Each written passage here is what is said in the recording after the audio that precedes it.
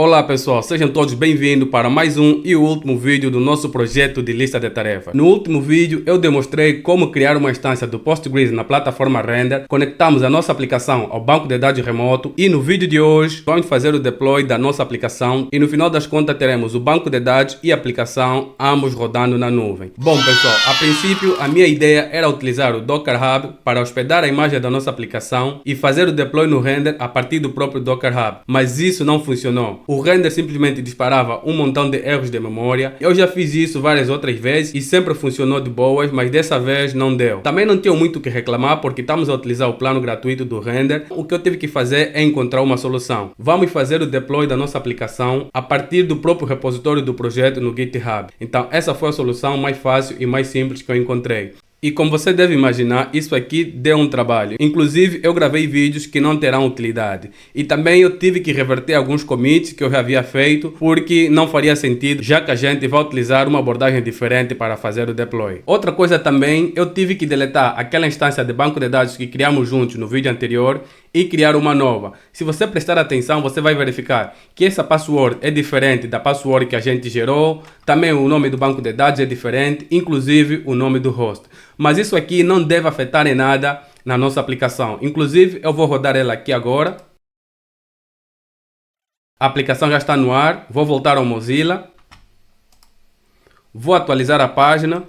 E você pode ver que a aplicação está funcionando normalmente, sem nenhum problema. Então, vou voltar ao IntelliJ e vou parar a aplicação. Agora que eu parei a aplicação, eu quero mostrar para você uma coisa aqui no log. Verifique que aqui nesta linha ele está nos dizer que a especificação do dialeto Postgres não é necessária. Quando queremos fazer o deploy da nossa aplicação na nuvem, é aconselhável que evitemos essas mensagens de warning. Então, o que eu vou fazer é remover a linha em que é especificada o dialeto Postgres. Aqui no arquivo Application Properties, eu vou deletar esta linha. Feito isso, vou rodar novamente a aplicação. A aplicação já está no ar. E podemos verificar que aquela mensagem de warning que dizia que o dialeto do Postgres não é necessário ser especificado sumiu. Então vou parar a aplicação e vamos iniciar com a nossa implementação. Vou minimizar aqui a janela de logs. Também vou fechar o arquivo Application Properties e vou navegar até aqui na raiz do projeto. Aqui na raiz do projeto eu vou criar um arquivo chamado Dockerfile. New File.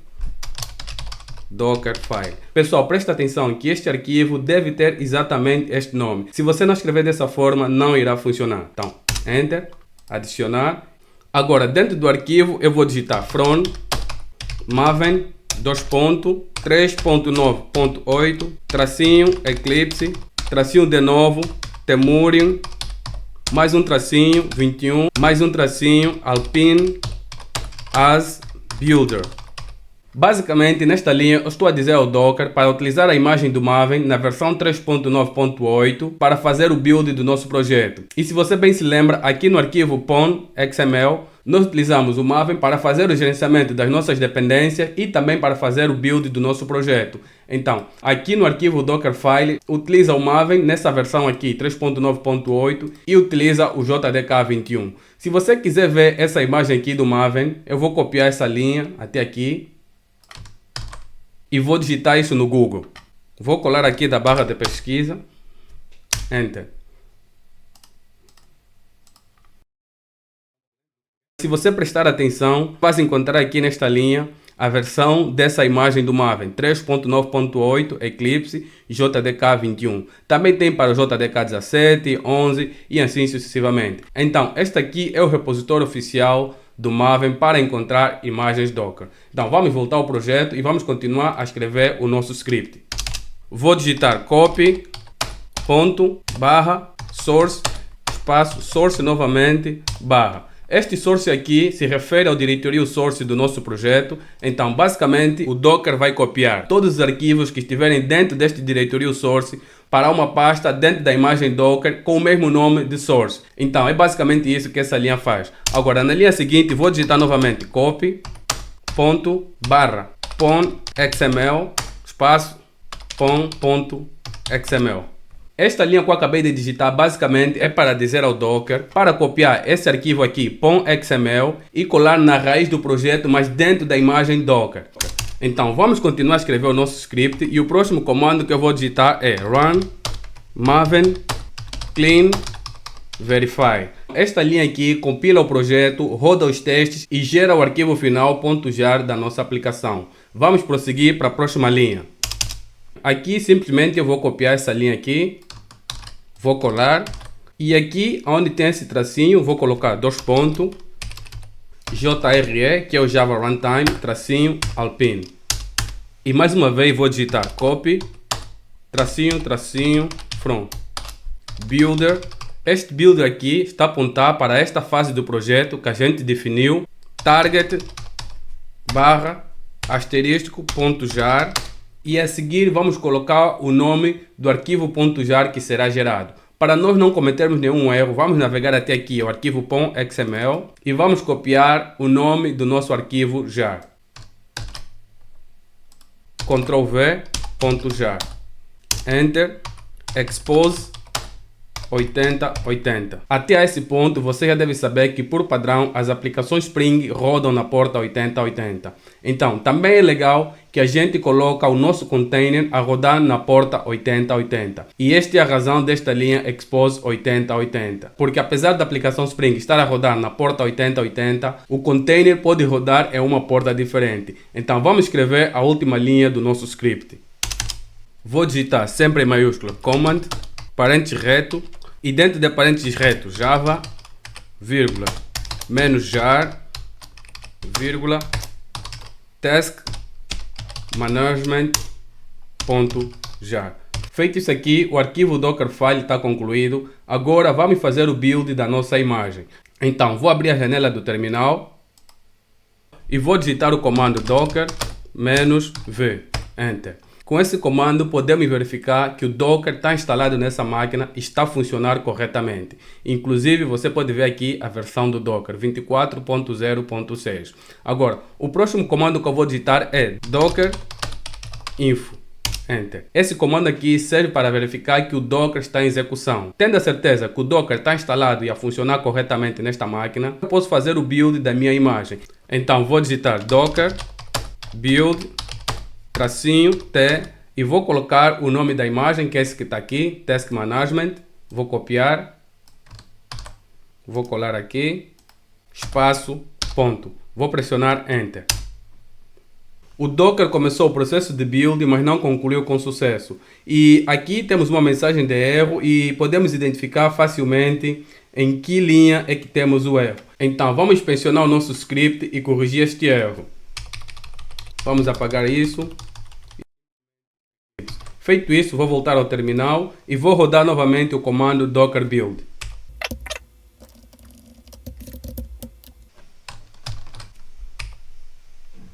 Já está aí no terminal o comando docker build e vou pressionar enter. Bom, conforme vocês podem ver, o processo de build desta vez terminou com sucesso e a nossa imagem Docker foi gerada. E você pode verificar aqui Task Management. Para ter a certeza, eu vou digitar o comando docker ps enter. Na verdade não é o comando docker ps, mas sim o comando docker image enter. Podemos verificar que o terminal listou várias imagens Dockers que temos aqui nesse computador, mas a imagem que acabamos de gerar é essa aqui, Task Management, e podemos ver que ela foi criada há cerca de 1 minuto atrás. Agora vamos subir um container contendo a imagem da nossa aplicação. Então vou digitar o comando docker run tracinho P. Esse P aqui é o número da porta. A nossa aplicação dentro do container vai rodar na porta 8080. O container também vai rodar na porta 8080. E agora temos que fazer o mapeamento entre o container e a nossa máquina. Então vou digitar 8080, 2.8080 e vou colar o nome da imagem, que é esse que está aqui, Task Management. Vou copiar. Vou colar. E vou pressionar Enter. A aplicação já está no ar. Vou abrir o Mozilla. Vou pressionar Enter. Bom, conforme vocês podem ver, temos um problema aqui na nossa aplicação. O Timeleaf não consegue fazer a leitura de uma expressão, mas isso aqui só acontece quando estamos a rodar a aplicação em cima do container. Mais importante é que conseguimos acessar a nossa aplicação via container. Agora, vamos resolver esse problema aqui do Timeleaf. Se dermos uma olhada aqui no log do Spring, aqui mais para cima, vamos ver que o Spring está nos dizer que ele não conseguiu encontrar o arquivo taskcard que se encontra no diretório componente. E esse erro aconteceu dentro do arquivo index na linha número 11. Então vamos navegar até o template, arquivo index, e é nesta linha onde o TimeLeaf encontrou um erro. E para resolver esse erro, que na verdade não é um erro, é só um problema de compatibilidade, vamos remover esta barra aqui. Feito isso, vou parar o container, vou fazer o build da aplicação novamente, vou rodar o container novamente, vou voltar ao Mozilla e vou atualizar a aplicação. Bom, conforme você pode ver, agora o TimeLeaf conseguiu ler a expressão e fazer a renderização correta do front-end. Se eu minimizar aqui o Mozilla, podemos ver que já não há nenhum log a informar que o Spring Boot não conseguiu encontrar o arquivo taskcard. Agora, vou fechar o arquivo index.html, também vou fechar o Dockerfile e vou navegar até aqui no arquivo Application Properties. E aqui no arquivo Application Properties vamos fazer algumas modificações e apagar algumas coisas desnecessárias. Primeiramente, essa linha aqui. Vamos apagar também esta linha aqui.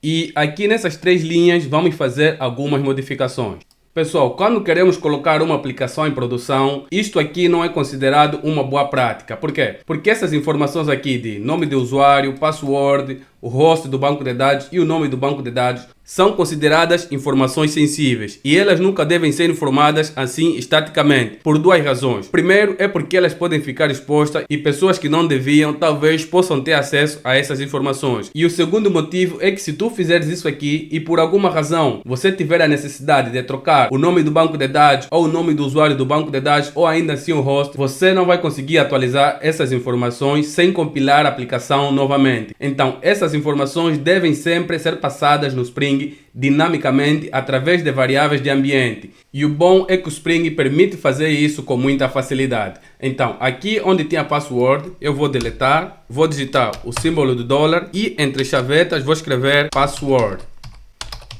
Vou fazer o mesmo aqui no usuário, símbolo do dólar, entre chavetas vou escrever user. O mesmo eu vou fazer aqui para o host, símbolo do dólar, entre chavetas, host. Vou apagar toda essa informação aqui. Aqui eu posso inclusive apagar o número da porta, porque o Spring Boot vai saber ler essa linha e colocar a porta padrão do PostgreSQL. Dólar, entre chavetas, DB. Feito isso aqui, agora vou fazer um commit para atualizar o nosso repositório remoto. Então vou clicar aqui, vou selecionar os arquivos e vou colocar uma mensagem de commit.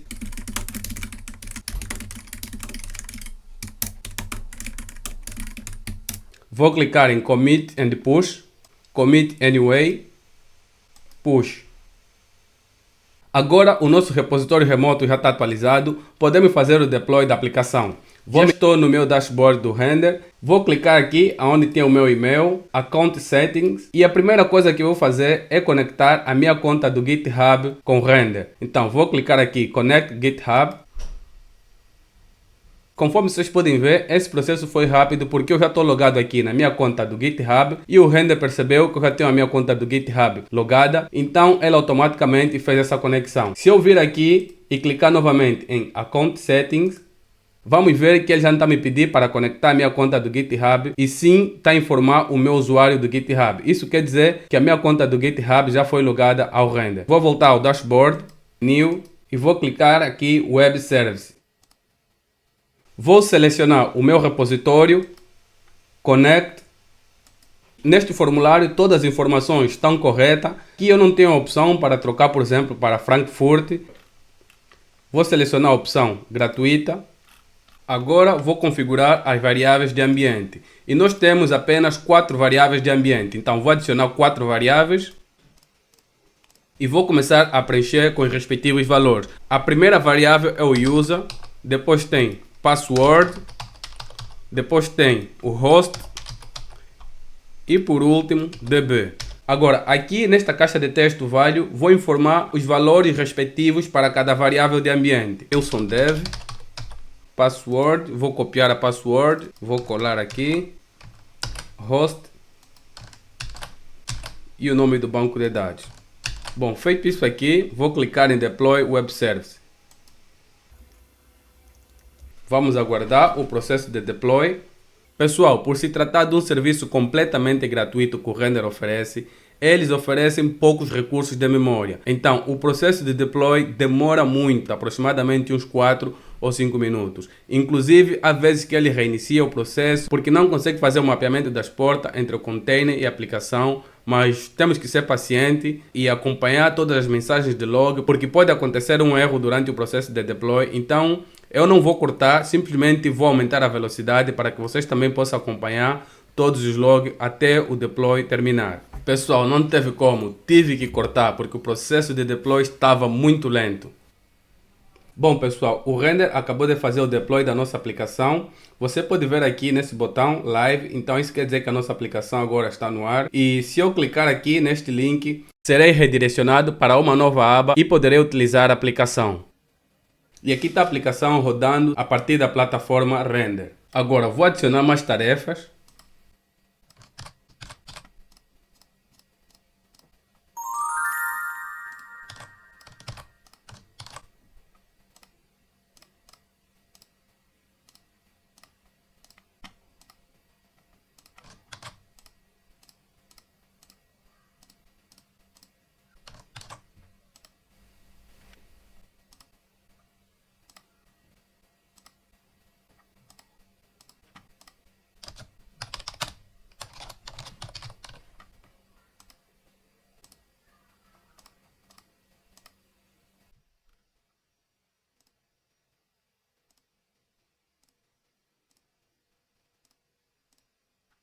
Bom pessoal, acabamos de fazer o teste da nossa aplicação em um ambiente de produção e como vocês puderam acompanhar, todas as funcionalidades estão a funcionar conforme esperado.